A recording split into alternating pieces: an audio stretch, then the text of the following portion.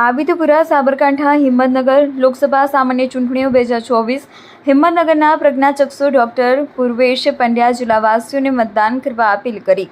સંસ્કૃત વિષયમાં પીએચડી થયેલા પ્રજ્ઞાચક્ષુ ડોક્ટર પૂર્વેશ પંડ્યા હાલ હિંમતનગર કેન્દ્રીય વિદ્યાલય ખાતે શિક્ષક તરીકે ફરજ બજાવે છે।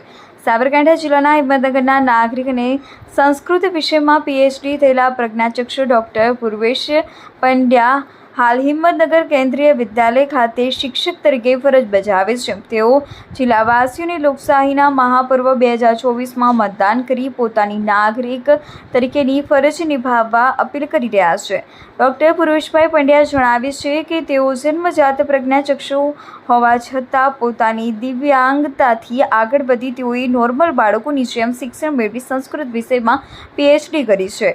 અગાઉ તેઓ હિંમતનગરની કોલેજમાં કોન્ટ્રાક્ટ બેઝ પર પ્રાધ્યાપક તરીકે ફરજ બજાવતા હતા। હાલ હિંમતનગર કેન્દ્રીય વિદ્યાલય ખાતે શિક્ષક તરીકે ફરજ બજાવે છે। વધુમાં તેઓ જણાવે છે કે છેલ્લા 25 વર્ષથી દરેક ચૂંટણીઓમાં અચૂક મતદાન કરી પોતાના નાગરિક ધર્મનું પાલન કરે છે। ચૂંટણી પંચ દ્વારા નાગરિકોને મતદાનમાં કોઈ તકલીફ ન થાય તે માટે અનેક સુવિધાઓ ઉપલબ્ધ કરાવવામાં આવે છે। તેનો લાભ લઈ જિલ્લાના તમામ નાગરિકોને લોકશાહીના મહાપર્વમાં મતદાન કરી લોકશાહીને સફળ બનાવવા અપીલ કરી રહ્યા છે। સાબરકાંઠા જિલ્લામાં લોકશાહી પર્વને સફળ બનાવવા અને વધુમાં વધુ મતદાન થાય તે માટે વહીવટીતંત્ર દ્વારા જિલ્લા ચૂંટણી અધિકારીશ્રી અને જિલ્લા કલેક્ટરશ્રી નિમેશ દવેના માર્ગદર્શન વિવિધ પ્રવૃત્તિઓ કરવામાં આવે છે।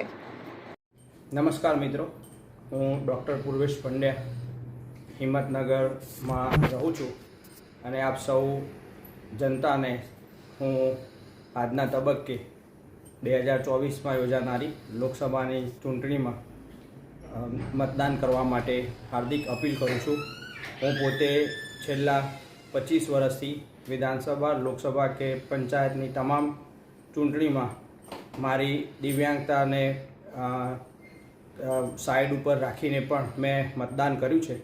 ચૂંટણી પંચે બહુ સરસ વ્યવસ્થાઓ કરી છે, તો એ વ્યવસ્થાનો દરેક વ્યક્તિએ લાભ લઈ અને સૌથી વધારેમાં વધારે પ્રમાણમાં મતદાન કરી અને આપણા અધિકારનો ઉપયોગ કરવો જોઈએ અને આ લોકશાહીના પર્વને આપણે સફળ બનાવવું જોઈએ એવું એક જાગૃત નાગરિક તરીકે અને એક મતદાર તરીકે હું આપને સૌને અપીલ કરું છું।